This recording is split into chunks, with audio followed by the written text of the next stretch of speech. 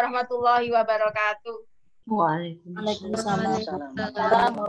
Alhamdulillahilladzi arsala rasulahu bil huda wa dinil haq liyudhhirahu 'ala dini kulli wa kafa billahi syahida. Sahabat muslimah, ibu, emak-emak tangguh yang dicintai oleh Allah. Apa kabar semuanya? Alhamdulillah sehat, nggih. Kita berdoa mudah-mudahan semua diparingi sehat, keluarga kita sehat, dan mudah-mudahan kita tetap beristiqomah dalam menuntut ilmu. Alhamdulillah, puji syukur hari ini kita bisa berkumpul lagi pada edisi kedua kajian Muslimah Tangguh dalam keadaan sehat. Alhamdulillah. Yang kedua, salawat serta salam mudah-mudahan tetap tercurahkan kepada Rasulullah Muhammad SAW. Alhamdulillah sampai hari ini masih dalam keadaan iman dan Islam. Ibu-ibu muslimah tangguh rahimakumullah, hari ini 26 Juni 2020, alhamdulillah RF Channel kembali menghadirkan di tengah-tengah kita kajian kita yang kedua. Kali ini kita mengambil tema menjadi muslimah berkepribadian Islam. Insya Allah akan dikupas oleh Ustadzah Dr. Faizah Rashidah, dan insya Allah apa yang akan kita kaji sore ini akan sangat penting artinya bagi kita. Kenapa? Karena nanti akan dikupas tentang bagaimanakah itu kepribadian, apakah kita memang butuh memiliki kepribadian Islam, terus bagaimana cara kita memperoleh atau mendapatkan atau menjadikan diri kita itu memiliki sebuah kepribadian yang akan mengantarkan kita menjadi lebih baik di hadapan Allah Subhanahu wa taala. Oke. Untuk itu mari bersama-sama ibu-ibu, forum ini kita mulai dengan bacaan suratul Fatihah. Syai'ulillahi lahumul Fatihah. A'udzubillahi minasyaitonir rajim.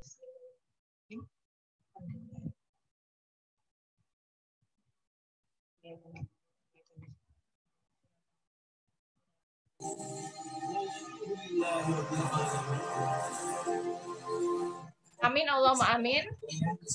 Sebelum dimulai oleh Ustadzah Dr. Faizah, ibu-ibu yang baru datang, mohon bisa langsung untuk mematikan sound-nya dan langsung bisa bergabung dengan kami. Untuk itu, saya persilakan kepada Ustadzah untuk menyampaikan materinya. Insya Allah mungkin nanti sekitar 30 menit ke depan. Saya persilakan. Monggo Ustadzah. Ya, Bu Aini, terima kasih banyak. Bismillahirrahmanirrahim. Assalamualaikum warahmatullahi wabarakatuh. Waalaikumsalam. Alhamdulillahirabbil alamin. Alhamdulillahilladzi arsala rasulahu bil huda wa dinil haqq liyudhhirahu 'ala dini kulli wa kafa billahi syahida. Asyhadu an la ilaha illallah wa asyhadu anna Muhammadan abduhu wa rasuluh. Allahumma shalli ala sayyidina Muhammad wa ala ali sayyidina Muhammad. Rabbi shrah li sadri wa yassir li amri wa hlul 'uqdatam min lisani yafqahu qawli. Amma ba'd.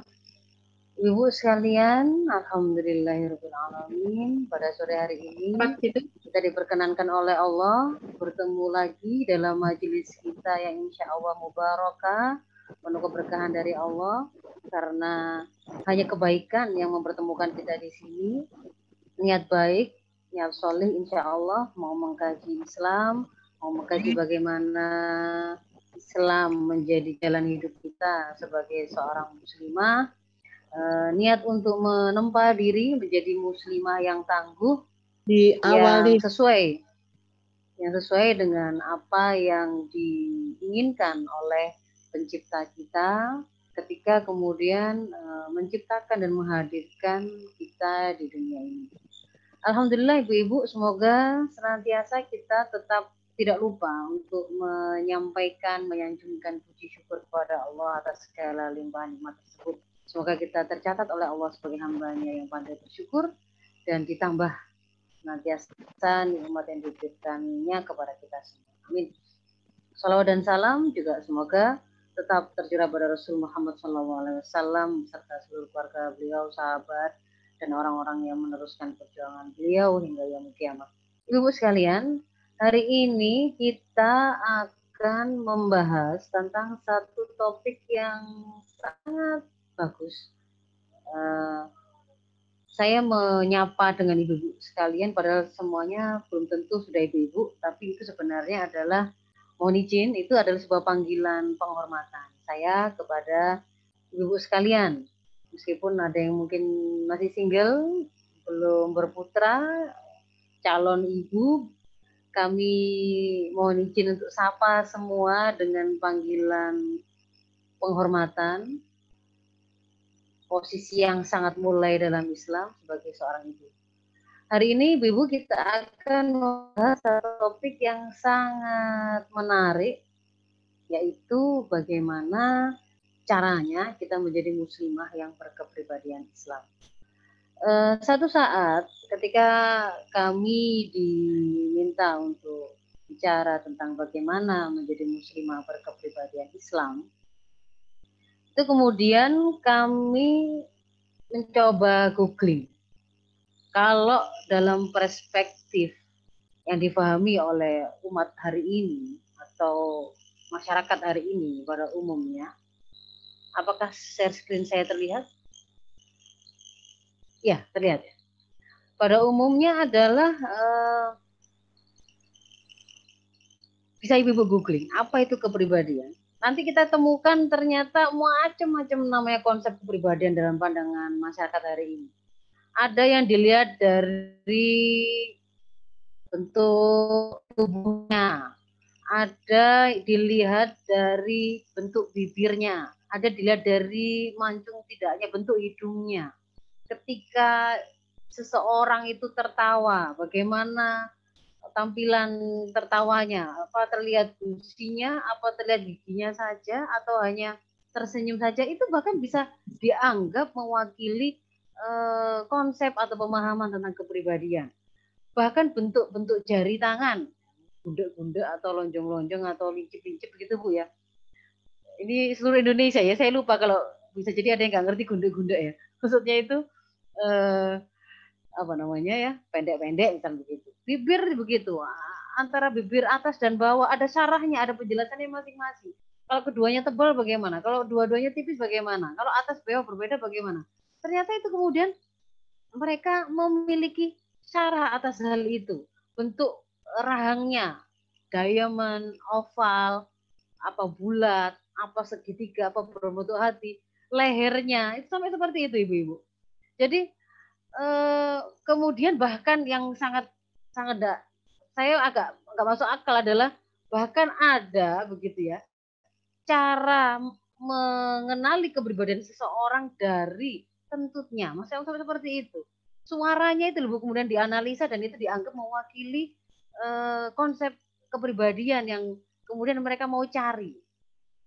Dan kemudian kita tidak tidak sedikit melihat gara-gara persepsi yang dipahami tentang kepribadian itu dibentuk oleh tubuh tertentu, bentuk bibir tertentu, rahang tertentu, dan itu kemudian dianggap akan mempengaruhi kemuliaan, nasib, rizki. Maka kemudian tidak jarang ada yang kemudian melakukan operasi plastik. Yang kalau pada konsep modern hari ini dan kemudian sering dijadikan sebagai patokan adalah justru kepribadian yang itu dianggap bisa dihasilkan ketika seseorang sudah masuk atau ikut dalam sekolah kepribadian yang di sana biasanya representasinya itu adalah para mismis atau putri-putri ya yang ikut dalam kontes-kontes itu yang kemudian dianggap mereka adalah sosok yang paling berkepribadian. Itulah mengapa keundangan kita kemarin itu ada gambar kontes-kontes putri-putri tersebut. Karena mereka dianggap sebagai representasi dari putri Indonesia, wanita Indonesia yang paling berkepribadian. Berkepribadian apa ya? Biasanya kan disebut sebagai 3B.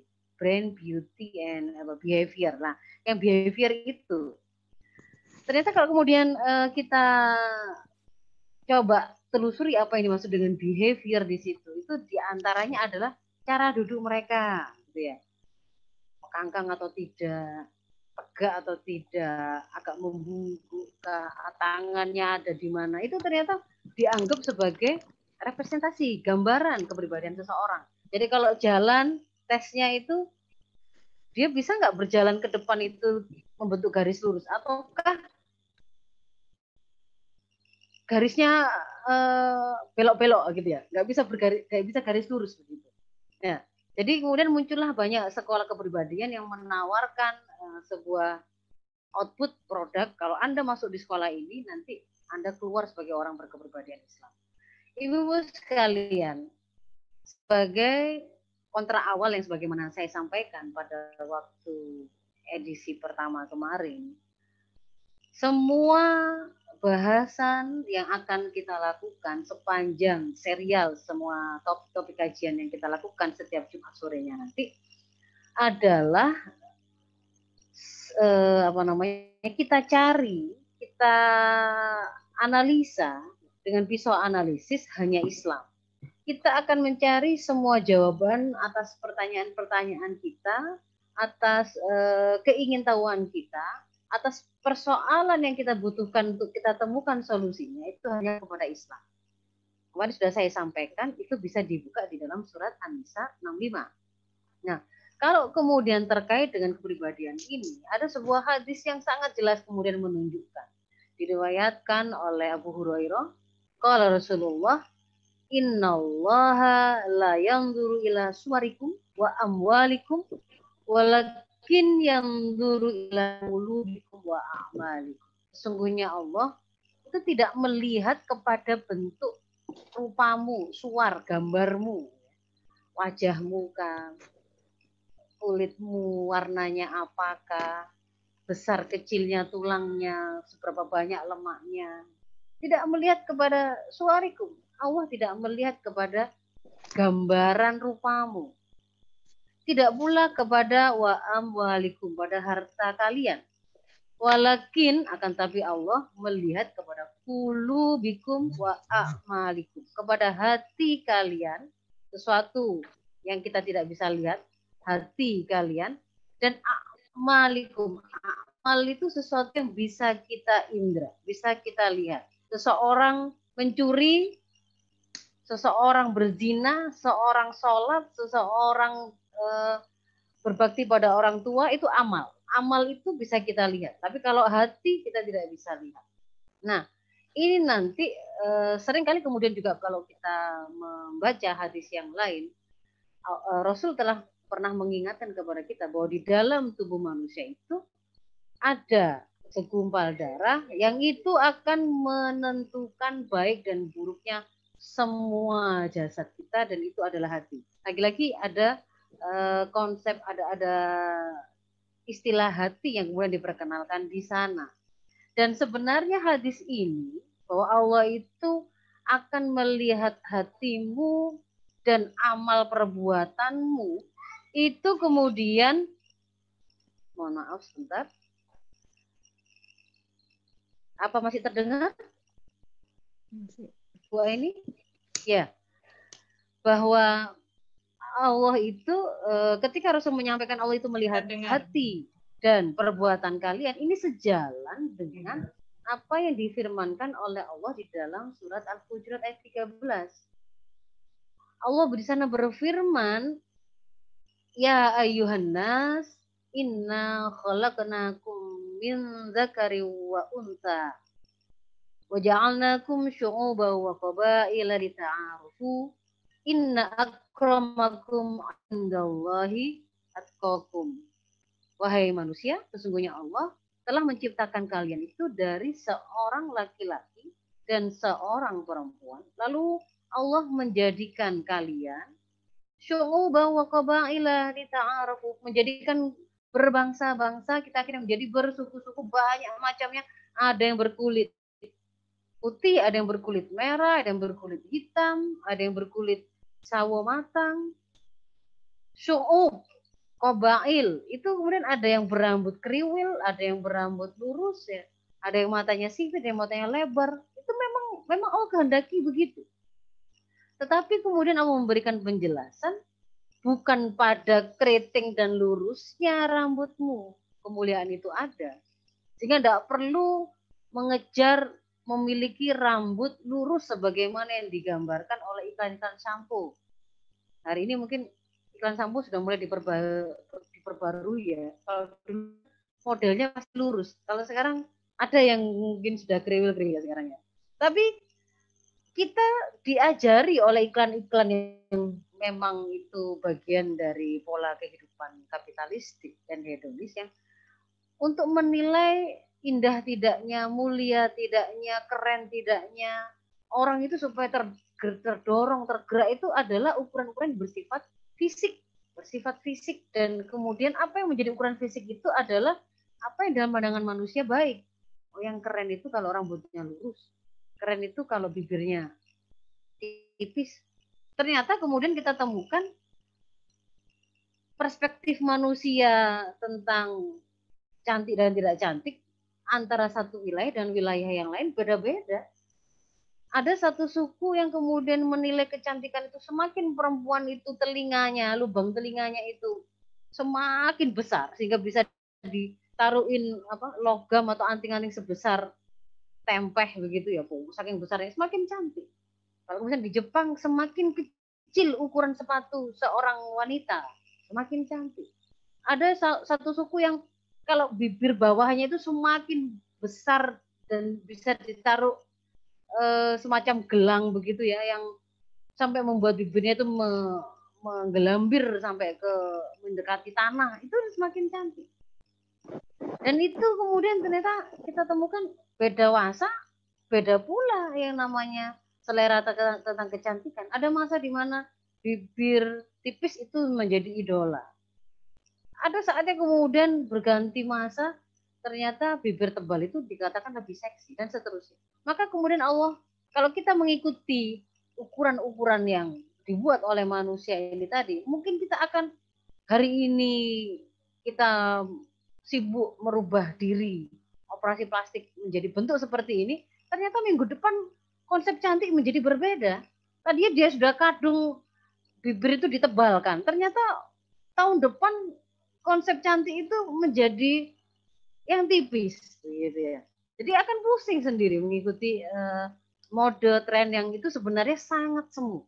Oleh karena itu kemudian Allah menunjukkan yang hakikinya ukuran kemuliaan itu bukan pada syu'ub tertentunya, bangsa tertentunya, qabail tertentunya, bukan pada zakar wa unsanya, bukan pada laki-laki atau perempuannya, tapi inna akramakum indallahi atqakum.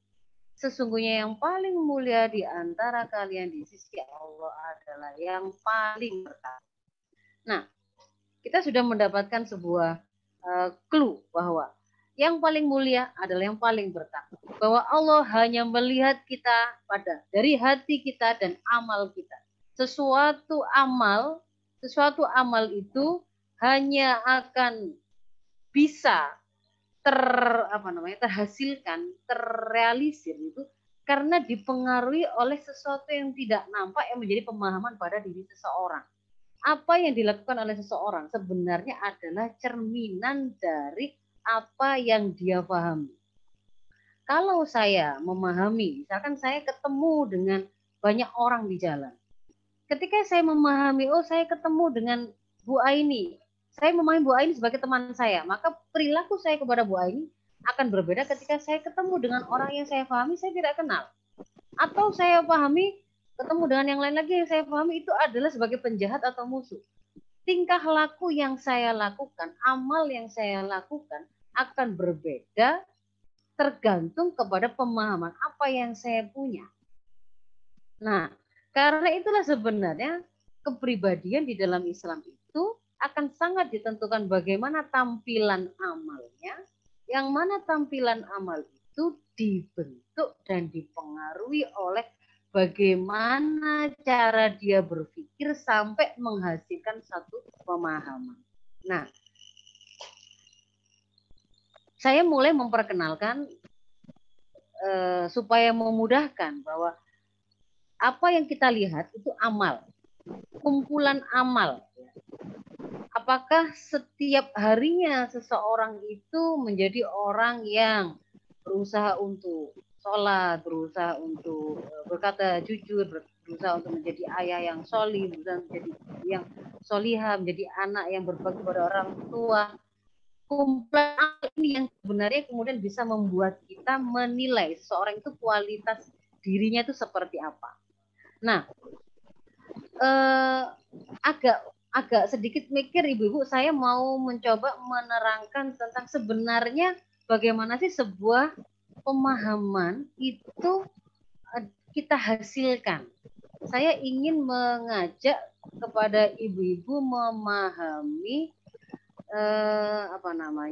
sebuah proses yang sebenarnya ini harian kita lakukan, tapi bisa jadi kita tidak pernah memikirkannya atau mengetahui bagaimana pendetilannya. Jadi sebelum suatu pemahaman itu kita miliki, kita itu pasti melakukan aktivitas berpikir. Aktivitas berpikir itu saya majukan lagi, saya cari. Aktivitas berpikir itu adalah sebenarnya sebuah proses ketika kita hendak memahami sesuatu atau mau mengambil kesimpulan atas sesuatu. Saya mau memikirkan apakah ini, gitu misalkan, apakah ini adalah sebuah flash disk? Apakah ini saya megang misalkan ini sebuah spidol? Ini adalah sesuatu yang mau saya simpulkan, mau saya pahami. Maka untuk bisa memikirkan hal ini, saya membutuhkan yang pertama indera. Indera itu baik saya melihatnya, saya merabanya, kalau perlu nanti saya rasakan dengan saya jilat atau saya cokot begitu, saya ketuk-ketuk untuk melihat bagaimana konsistensinya, lalu saya dengarkan. Indera untuk menangkap fakta tersebut, lalu oleh indera fakta ini diteruskan sampai ke pusat susunan saraf kita, karena indera itu kan saraf penerimaan sensoris, dilanjutkan masuk ke otak kita. Di otak kita akan diproses, ditafsiri dengan informasi yang sudah tersimpan sebelumnya. Kalau kita belum pernah diberitahu, belum pernah dikasih tahu, yang kayak gini ini namanya spidol. Dia bisa digunakan fungsinya untuk nulis. Dan kita tidak pernah diberitahu itu. Maka meskipun kita melihat ini, kayak misalnya anak kecil, dia belum pernah kita kasih tahu. Meskipun dia mengindranya, merabanya, mungkin dia menggigitnya. Ketika kita tidak beritahu bahwa ini adalah spidol, nah ini gunanya untuk bisa untuk menulis, kita tunjukkan, kita buktikan, maka dia tidak akan paham. Tapi hanya pada proses penginderaan. Jadi supaya paham itu, fakta tadi ditangkap indera, disampaikan ke otak, lalu ketemu dengan informasi yang sudah kita miliki sebelumnya tentang fakta tersebut. Nah, inilah fakta berpikir, inilah fakta akal. Ketika kemudian kita berpikir dengan menggunakan informasi tertentu, saya mau berpikir tentang saya seharusnya atau sebaiknya makan makanan yang bagaimana, itu kan berarti kan fakta. Saya lapar, saya mau makan. Maka kemudian saya mengindra, ada makanan itu macam-macam. Ada daging ayam, ada babi bakar, ada kelinci, macam-macam itu. Saya sampaikan ke otak kita, itu bisa mengenyangkan. Itu makanannya memang bisa, katanya ini konsistensi dagingnya empuk dan seterusnya. Itu ada informasi yang kita terima sebelumnya. Kalau kemudian kita tambahi informasi yang kita pakai untuk menentukan, berarti saya mau makan yang mana kalau ada pilihan daging babi, daging ayam, sama daging sapi misalkan. Kalau kemudian saya tambahi dengan informasi bahwa karena saya seorang muslim yang meyakini bahwa saya adalah hamba Allah, sang pencipta alam semesta, yang kemudian memberikan pengaturan bahwa saya wajib mengikatkan seluruh amal saya dengan syariat Islam, dan syariat Islam mengatakan bahwa makan hanya makanlah yang halal dan thayyib, maka dari situ kemudian didapatlah informasi babi haram, maka jangan dimakan. Kalau kemudian saya menjadikan informasi dari, kalau saya menjadikan informasi dari syariah tadi bahwa babi itu haram, nggak boleh dimakan bagi seorang muslim, maka pada saat itu dikatakan saya telah memiliki pola pikir Islami. Pemahaman yang saya miliki kemudian bahwa babi itu haram, sapi itu halal, boleh saya makan, itu adalah pemahaman Islami. Nah, pola pikir ini menghasilkan satu pemahaman ini kemudian mempengaruhi amal saya. Ketika kemudian saya mau makan, saya hanya mau makan yang halal. Ketika sikap saya ini saya sandarkan kepada pemahaman yang lahir dari pola pikir Islami, maka dikatakan saya sudah memiliki pola sikap Islami. Maka terbentuklah pada diri saya pola pikir Islami, nggak kelihatan kecuali kemudian saya menyampaikan isi pikiran saya dalam lisan atau tulisan, maka akan menjadi kelihatan pola pikir ini. Sementara ketika kemudian pemahaman ini tadi saya gunakan mengikat amalnya tadi bisa kita lihat. Kalau pola pikirnya Islami, pola sikapnya Islami, maka akan terbentuklah yang namanya kepribadian Islami. Kalau pola pikir Islami kita itu semakin tinggi, ini sudah bicara kualitas berarti. Bagaimana cara supaya semakin tinggi? Kembali kepada proses berpikir tadi, ternyata yang menentukan untuk membuat kita itu bisa mendapatkan kesimpulan yang benar, itu adalah sakofa atau informasi apa yang kita gunakan untuk menafsiri fakta antara orang yang meyakini akhirat dengan orang yang tidak meyakini akhirat akan berbeda, antara orang yang meyakini hidup adalah untuk beribadah pada Allah, bahwa standarnya adalah halal haram, dengan orang yang tidak meyakini bahwa hidup itu adalah untuk beribadah tapi untuk senang-senang saja, tidak ada yang namanya pertanggungjawaban pada Allah, akan berbeda hasilnya. Maka kalau kemudian kita ingin supaya pola pikir kita ini semakin tinggi, sakofa Islam yang kita punya, pengetahuan kita akan hukum-hukum Islam, pengetahuan akan fikih-fikih Islam, informasi seputar akidah dan hukum Islam harus semakin banyak. Semakin banyak, semakin lengkap, semakin kita bisa memikirkan dan memahami banyak hal dengan benar. Nah, setelah kemudian itu menjadi pemikiran kita, tidak otomatis kita punya pola sikap yang benar. Kecuali kemudian kita tergerak, ringan, terbiasa menundukkan amal kita supaya sesuai dengan pola pikir kita tadi. Ada kalanya orang itu sudah paham membuka aurat itu haram. Seorang muslimah sudah paham begitu. Harusnya dia menutup aurat. Tapi kok kemudian masih belum beramal seperti yang dia pahami. Dia masih menimbang-nimbang. Kalau pengajian dia menutup aurat, kalau enggak. Kenapa? Ada kesungkanan kepada orang, ada merasa tidak cantik kalau kemudian tampilannya itu selalu menutup aurat dan seterusnya. Jadi di sini ada koneksi yang terputus antara bagaimana dia bersikap dengan bagaimana pemikiran yang dia punya, pemahaman yang dia punya, karena dia tidak gunakan untuk mengikat.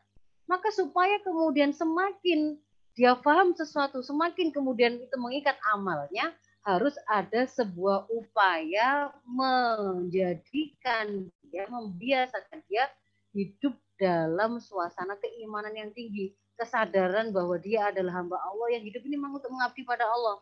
Bagaimana cara memunculkan itu? Itu adalah dengan memperbanyak amalan-amalan taqarrub ilallah.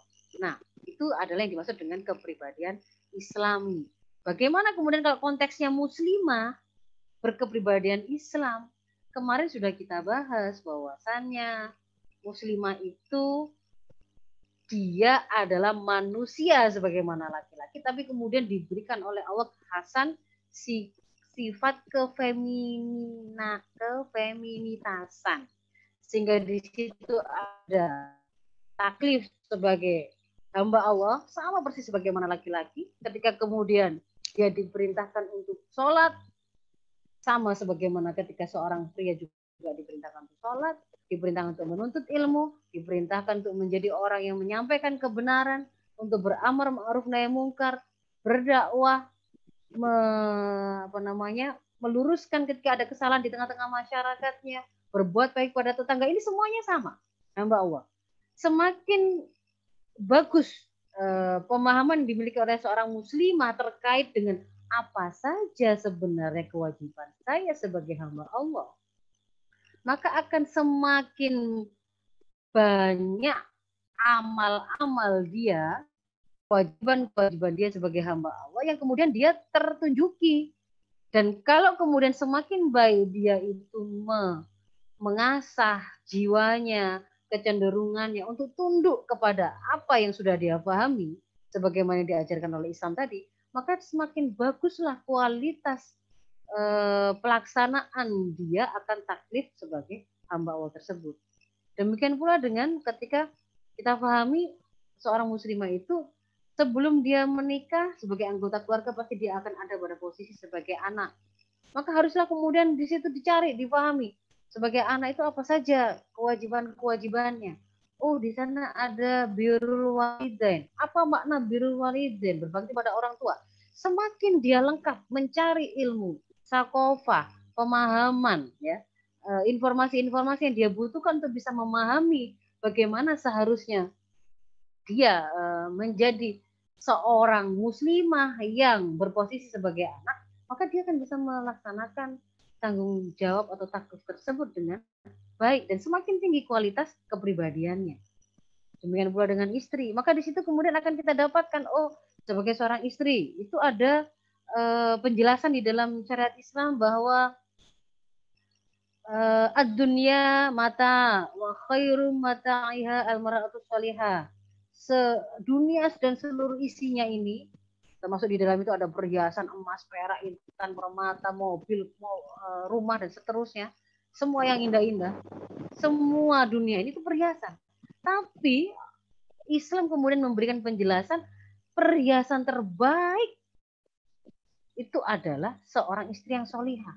Maka kemudian seorang muslimah ketika menginginkan berkepribadian Islam, maka dia akan lengkapi semua informasi yang dia butuhkan untuk bisa melaksanakan tugasnya sebagai istri dan berharap dia bisa menjadi istri yang solihah tadi. Bahwa istri solihah itu anugerah terbesar bagi dia adalah ketika suaminya memberikan ridhonya sampai pada tataran keridhoannya itu membuat sang suami rela istri itu mau memilih surga manapun karena kerelaannya, ibaratnya begitu. Karena sudah ridho begitu sang suaminya itu dengan apa pelayanannya, dengan kebaikannya. Jadi ridho, silahkan keridhoanku ini karena para suami itu adalah kunci surga istri. Keridhoannya itu adalah kita memilih masuk surga ke mana. Ketika suami kemudian sudah mengatakan, ibu, adinda, adik atau apapun gitu panggilan kesayangan ya, bahwa suaminya itu sudah ridho, silakan memilih memasuki surga dengan pintu manapun, itu menjadi kunci bagi kita. Maka kemudian menerjemahkan menjadi muslimah berkepribadian adalah menjadi muslimah yang kemudian menyempurnakan kewajiban sebagai istri. Di situ ada banyak informasi, ilmu, sakofah yang harus kemudian kita lengkapi. Demikian pula dengan ibu. Apakah boleh seorang ibu itu misalkan tidak menyusui bayinya karena khawatir bentuk tubuhnya berubah menjadi lebih jelek? Bolehkah seorang ibu ketika anaknya itu berusia 1 tahun kemudian ngompol ke jengkelnya, mengantarkan dia pada mencubitnya, memukul pahanya, misalkan begitu? Itu bagian dari tanggung jawab sebagai seorang ibu pendidik pertama, sekolah pertama dan utama bagi anak-anaknya. Ada banyak informasi yang harus kita miliki supaya terbentuk pada diri kita pemahaman yang benar. Supaya pemahaman yang benar itu kemudian akhirnya mengendalikan amal kita. Kalau kemudian kita tidak mencari tahu, kita tidak ngerti bahwa Islam melarang aktivitas fisik apapun kepada anak kita dalam rangka takdib, dalam rangka mendidik mereka dengan cara menjahit, memukul, menempeleng sebelum berusia 10 tahun. Kita tidak diperkenankan kemudian menjadikan tugas sebagai itu sebagai beban, sebagai sesuatu yang kemudian kita anggap sebagai hal yang pilihan. Ketika kemudian kita punya anak, itu pilihan bagi kita mau mengasuh atau tidak. Bukan. Tapi bahwa di situ itu adalah kemudian kita mengaji, kita mencari ilmunya, kita akan temu bahwa ibu ini adalah posisi yang sangat dimuliakan oleh Islam. ketika kemudian Islam berbicara tentang tugas-tugas para ibu, maka di situ dilengkapi dengan hukum-hukum yang menunjukkan bahwa aktivitas ibu itu utama, bahkan sampai bisa mengalahkan yang lain-lain. Jadi demi menjaga kehamilannya, ibu boleh untuk tidak berpuasa dan mengganti di kesempatan yang lain. Ketika dia sedang menyusui, maka bayi tidak boleh dipisahkan darinya. Ketika anak itu masih dalam haldonanya, ibu harus dimintai izin kalau anak itu dibawa oleh bapak, dan seterusnya. Begitu ya. Nah, ini sudah berapa lama ya Bu Aini? Ya. Jadi saya hendak menunjukkan bahwa semua amanah ini tadi menjadi hamba yang soleh, menjadi hamba Allah yang melaksanakan kewajibannya, menjadi anak, menjadi istri, menjadi ibu, menjadi anggota masyarakat. Terlewat itu turun ke bawah nggak terlihat sebagai anggota masyarakat. Dia adalah partner dari kaum pria untuk menciptakan kehidupan masyarakat yang penuh kemuliaan karena ketaatan dia kepada Allah, ketaatan kaum itu, masyarakat itu kepada Allah, diterapkan hukum-hukum Islam atas mereka, itu adalah tugas mereka. Maka kemudian dia melengkapi modal pada dirinya, pemahaman akan realitas apa yang sedang terjadi di tengah masyarakat. Apakah ada kerusakan yang kemudian harus dia luruskan? Apakah kemudian ada hukum Islam yang tidak terlaksanakan atau terabaikan dan seterusnya. Jadi kuncinya sebagai kata saya mereviewkan begitu ya Bu Aini, bahwa kepribadian Islam itu tidak ada hubungannya sama sekali dengan hal-hal yang bersifat fisik seperti bentuk wajah. Apakah suara saya masih terdengar?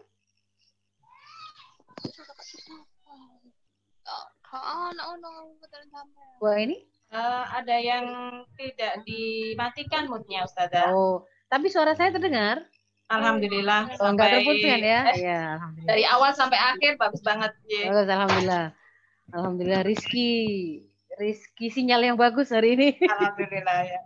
Ya, jadi bahwa kepribadian Islam itu tidak dipengaruhi oleh fisik, tampilan fisik, bentuk muka kita, bentuk rahang kita, bentuk bibir kita dan seterusnya, warna kulit kita dan seterusnya, tetapi dia ditentukan oleh hati kita, amal kita. Kalau hadisnya begitu. Kalau kemudian kita terjemahkan hati kita itu adalah bagaimana kita menilai, bagaimana kita memiliki pertimbangan, bagaimana kita memahami segala sesuatu. Maka itu dibentuk oleh pola pikir yang kita punya. Pola pikir Islami akan kita punya kalau kita menjadikan thaqafah Islam, pengetahuan-pengetahuan tentang Islam sebagai rujukan untuk memahami segala sesuatu. Pola sikap Islami kita punya kalau kita mengikatkan amal kita dengan pemahaman Islami sebagai hasil dari pola pikir Islami kita tadi. Maka dengan terbentuknya pola pikir Islami, pola sikap Islami akan terbentuknya kepribadian Islam. Sementara untuk meningkatkannya, untuk menaikkannya, kualitas kepribadian kita ternyata bukan dengan cara kita bersekolah di sekolah kepribadian yang lalu mengajarkan tentang hal-hal yang sifatnya fisik, yaitu bagaimana menggunakan sepatu. Dikatakan berkepribadian itu kalau haknya tinggi, kalau kemudian bajunya warnanya antara atas dan bawah itu ada nilainya. Kalau atasnya motif maka bawahnya itu harus jangan motif juga karena itu nanti berlebihan nilainya dan seterusnya. Itu bukan itu ternyata. Caranya adalah satu, tingkatkan thaqafah, naikkan pemahaman yang kita punya, pengetahuan yang kita punya terkait dengan hukum-hukum Islam, pengetahuan-pengetahuan Islam, fikih-fikih Islam, thaqafah Islam apapun itu, lalu bina kecenderungan kita, bina nafsu kita untuk selalu tunduk kepada hukum Islam tersebut dengan cara memperbanyak amalan taqarrub ilallah. Sempurnakan yang wajib, perbanyak yang sunnah, pilih dengan tepat amalan-amalan yang mubah. Sementara haram tinggalkan, makruh pilih sebisa mungkin untuk ditinggalkan. Maka dengan cara seperti itu kita akan terbiasa, terdidik untuk bisa menjadi orang-orang berkepribadian Islam, dan insya Allah kepribadian Islam kita akan naik dan naik. Ini saya kira itu sebagai pengantar kajian kita hari ini. Nah, ini kami silakan. Ibu-ibu sebelumnya rupanya ada ibu yang masih belum mematikan moodnya ya. Saya persilakan ibu untuk dimatikan dulu. Apa nih dimatikan moodnya itu? Ya. Baik ibu-ibu yang dirahmati oleh Allah, alhamdulillah tadi sudah dipaparkan begitu pentingnya ya kepribadian bagi kita, pengertian juga sudah. Jadi Masya Allah kalau di dalam Islam itu ternyata kepribadian nggak dilihat dari cantik enggaknya. Makanya kita semua memiliki kesempatan yang sama begitu ya. Memiliki kesempatan yang sama untuk mulia di hadapan Allah. Bahkan masuk surga. Sehingga surga nggak milih-milih kamu cantik, jangan masuk surga seperti itu. Tetapi surga memilih orang-orang itu yang ternyata pola pikir, tadi sudah dijelaskan oleh Ustazah, pola pikir sama pola sikap yang kemudian disandarkan kepada syariat Islam. Menarik sekali, Masya Allah. Saya yakin di benak ibu-ibu semua yang ada di sini pasti ada pertanyaan, karena ini memang sangat terkait dengan apa yang kita lakukan sehari-hari, pola sikap kita, keturunan hati kita. Insya Allah akan banyak pertanyaan di sini, Ustazah. Mari kita simak, mungkin ada pertanyaan yang sudah masuk. Baik, dari Ibu Isna ini, langsung dari Sidoarjo. Ustazah, bagaimana mengkondisikan keluarga dan lingkungan masyarakat untuk melahirkan anak-anak perempuan yang berkepribadian Islam, terutama dalam kondisi yang tidak kondusif seperti sekarang ini? Langsung saja Ustazah, bisa dijawab sambil menunggu yang lain. Ya, jadi ketika kita bicara bagaimana melahirkan anak-anak perempuan yang berkepribadian Islam, tentu kita berbicara bagaimana tidak sekedar melahirkannya atau mengasuhnya ketika dia masih dalam usia hadonah atau pengasuhan kita, tapi sampai pada saat ketika dia sudah dewasa dan siap mengambil peran porsi di tengah masyarakat.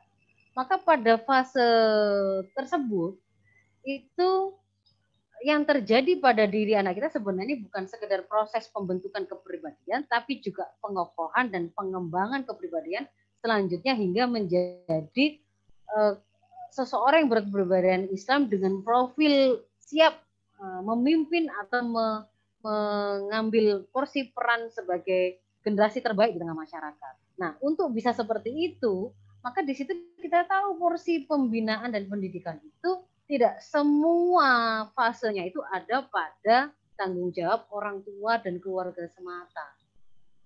Kalau anak-anak usia dini, memang rumah ibu dan ayah itu adalah sekolah pertama mereka dan guru pertama mereka. Tetapi ketika kemudian dia sudah ada pada fase berikutnya, prabalik, bisa jadi orang tua masih memiliki kemampuan untuk menyiapkannya, membinanya sendiri di rumah. Tapi pada saat itu sebagai bagian dari mempersiapkan dia pada waktu balik nanti itu dia itu siap berkontribusi di tengah masyarakat, misalkan memperkenalkan anak laki-laki kita tentang kewajiban mengenal bekerja, bersosialisasi, menjadi pemimpin di tengah masyarakatnya, menjalin komunikasi dengan masyarakat. Itu kan tidak mungkin kalau anak itu kita simpan saja di rumah, hanya ketemu dengan saya dan ayahnya tok dan saudaranya tok, itu kan tidak mungkin. Pasti di situ justru dalam proses mengokohkan kepribadiannya kita membutuhkan ada tangan-tangan, ada interaksi-interaksi yang membentuk anak kita di situ, yang itu didapatkannya dari orang lain, dari lingkungan di sekitarnya, dari masyarakat. Karena itulah kemudian kita mengenal dalam proses penyiapan generasi ini ada rumah, ada orang tua, berikutnya kemudian ada sekolah yang dia adalah sebuah lembaga terstruktur dengan desain kurikulum tertentu, membentuk satu target anak didik dengan output tertentu. Kalau dalam Islam ya sejalan dengan apa yang menjadi prinsip ketika orang tua menyiapkan anaknya. Target sistem pendidikan dalam Islam adalah ijadus sahsiah Islam, itu yang pertama, mewujudkan kepribadian Islam pada diri anak.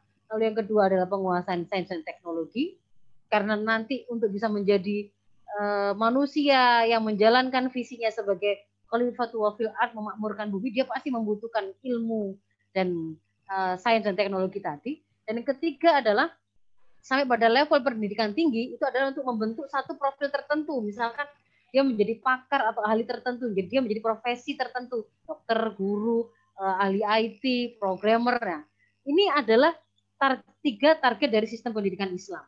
Tapi ini ada jenjangnya. Kalau pendidikan dasar itu adalah membentuk kepribadian Islam. Membentuk kepribadian Islam. Menengah mulai lebih mengokohkannya, mempersiapkannya melejit menjadi pemimpin, menjadi sosok profil yang akan disiapkan menjadi yang ketiga tadi. Nah, maka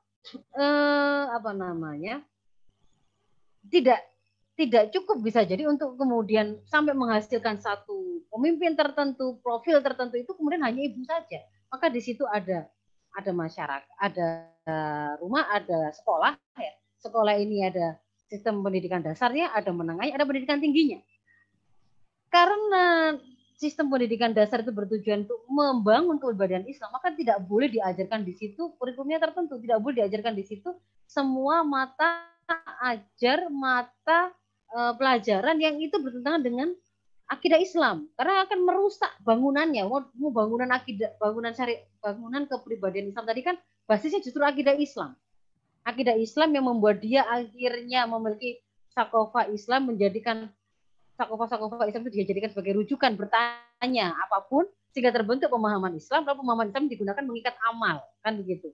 Nah, kalau kemudian akidah Islam itu malah dirusak oleh informasi-informasi ilmu yang salah yang diajarkan di dasar, itu namanya bukan membangun kepribadian Islam. Maka tidak boleh diajarkan pemikiran yang salah itu di dasar dan menengah. Bolehnya itu hanya di pendidikan tinggi. Di pendidikan tinggi itu pun diajarkan untuk dianalisa, difahami kesalahannya, dan difahamkan bagaimana koreksinya, yang benar itu seperti apa. Misalkan belajar tentang sistem ekonomi kapitalis, boleh, tapi diajarkan untuk diketahui bahwa itu adalah sebuah ilmu ekonomi yang salah. Kalau kemudian meniadakan hal haram pokoknya untuk itu adalah sebuah kekeliruan. Yang betul harus seperti ini. Itu seperti itu. Jadi itu sekolah. Berikutnya, selain ada rumah, orang tua dan sekolah, ada masyarakat. Masyarakat ini justru adalah hakikatnya adalah sebuah sekolah besar bagi anak-anak kita. Apapun yang diterapkan di tengah masyarakat kita itu akan berpengaruh dan membentuk mereka meskipun tanpa perlu sebuah proses belajar dan mengajar dalam ruang kelas. Anak kita akan belajar bahwa pacaran itu keren, itu bukan karena dia diajari oleh gurunya di sekolah, tapi karena di tengah masyarakat ya, ketika dia melihat sinetron, sistem yang ada membiarkan produksi sinetron yang mengajarkan kepada mereka. Halo, apakah saya masih Ustaz? Masih ya, saya khawatir. Jadi sinetronnya itu mengajarkan kepada dia bahwa yang keren itu adalah siswa yang semakin banyak koleksi pacarnya. Kalau kemudian anak itu, siswa itu justru kutu buku, kacamatanya tebal, dia itu nggak kenal pacaran, itu malah digambarkan sebagai makhluk kuper entah dari mana, kan begitu. Jadi itu dia akan belajar dari bagaimana interaksi di tengah masyarakatnya. Anak-anak yang kemudian bawaannya ketika sekolah itu kendaraan mewah, itu kemudian justru dielulukan, dianggap dimuliakan, maka dia akan belajar tentang kemuliaan seseorang itu dilihat dari bagaimana tampilan fisik yang melekat pada dirinya. Padahal Islam yang kemudian diajarkan oleh gurunya di sekolah mengajarkan inna akramakum indallahi atqakum. Tapi faktanya dia mengalami kalau kemudian pakaian saya itu compang-camping, saya masuk toko malah diusir-usir, kan begitu. Dia melihat itu. Sampai pada level yang lebih tinggi ketika dia melihat bahwa ada lelucon tentang penegakan hukum. Orang katanya nggak sengaja mau menyiram badan, kena mata, gitu ya. Lalu kemudian dia mendapatkan tuntutan yang sangat ringan akan kebiadaban yang dia lakukan. Maka dia akan belajar tentang ternyata hukum hari ini adalah hukum yang tebang pilih. Orang-orang yang orang yang jelas-jelas melakukan kesalahan yang sama, ada orang yang menyiram air keras di tempat yang lain, hukumannya itu adalah 20 tahun, tuntutannya adalah sekian puluh tahun, ini kok berbeda? Dia belajar tentang ada ketidakadilan, ada sistem hukum yang melihat atau tumpul ke pihak yang satu, tajam ke pihak yang lain. Apakah itu hukum Islam? Dia akan belajar dari sistem yang diterapkan di tengah masyarakat tadi. Nah, yang berikutnya adalah pihak yang keempat adalah negara yang bertanggung jawab atas bagaimana profil generasi yang kita lahirkan. Kenapa? Karena aturan apapun yang sebelumnya diterapkan di masyarakat yang kemudian membentuk interaksi mereka, pelaksananya itu adalah negara, adalah penguasa. Jadi tidak bisa kalau kemudian seandainya jawaban yang diinginkan itu adalah bagaimana saya melahirkan generasi yang hebat, yang bagus, tapi porsinya pokoknya saya tok. Nggak bisa. Karena di situ ternyata melibatkan 4 pihak. Ada keluarga dengan orang tua sebagai guru di sana, ada sekolah dengan kurikulum yang tertentu yang disusun, apakah sesuai tidak dengan misi yang sudah dibangun oleh orang tuanya di rumah. Ada masyarakat, sekolah besarnya anak-anak kita, dan itu sangat dipengaruhi oleh aturan apa yang diterapkan, dan ada negara sebagai penerap. Itu mungkin Bu Aini. Ya. Baik, ini sudah ada yang izin untuk menyampaikan pertanyaan lagi, Ustazah. Waktu kita kurang 5 menit. Silakan Ibu Gusma untuk menyampaikan pertanyaannya. Beliau menginginkan untuk live. Monggo, silakan. Assalamualaikum Bu Ustazah. Waalaikumsalam. Saya mau menanyakan berkaitan tadi kajian yang Bunda tadi sampaikan ya, bahwa televisi itu adalah bagian media di mana anak-anak bisa mempengaruhi kepribadiannya. Ya seperti tadi ya, dia melihat tontonan yang menurut mereka itu ketidakadilan atau seperti apa. Nah, bagaimana kita sebagai orang tua menyikapi hal-hal seperti itu supaya mereka menyadari bahwa informasi itu harus disaring dan informasi itu harus ditelaah terlebih dahulu. Bagaimana peran kita sebagai orang tua untuk bisa memiliki kepribadian anak-anak yang baik dan mereka bisa berpikir positif gitu. Terima kasih, Bunda. Silakan Ustazah.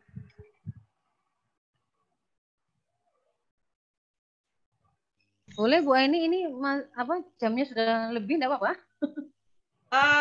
Insya Allah kurang 3 menit Ustazah. Oh, 3 menit ya. Ya. Jadi 4 menit. Ya. 4 menit. Untuk jawaban singkat yang pertama adalah ibu-ibu yang nanti akan kita butuhkan tentang penjelasan detail tentang bagaimana kita menjadi seorang ibu melaksanakan tugas kita sebagai pendidik pertama dan utama, apa saja prinsipnya dan seterusnya, itu akan kita bahas detail di topik tersendiri ya Bu Aini ya. Tapi untuk yang saat ini, kalau Ibu bertanya lalu apa yang kemudian saya lakukan terkait dengan media, kalau memang kemudian ada, ini juga sebenarnya ada bahasan tersendiri gitu ya, termasuk gadget itu bagaimana. Jadi kalau memang itu masih dalam batas kemampuan kita untuk mengendalikan, seperti dalam hal apakah saya mau menyediakan televisi atau tidak di rumah.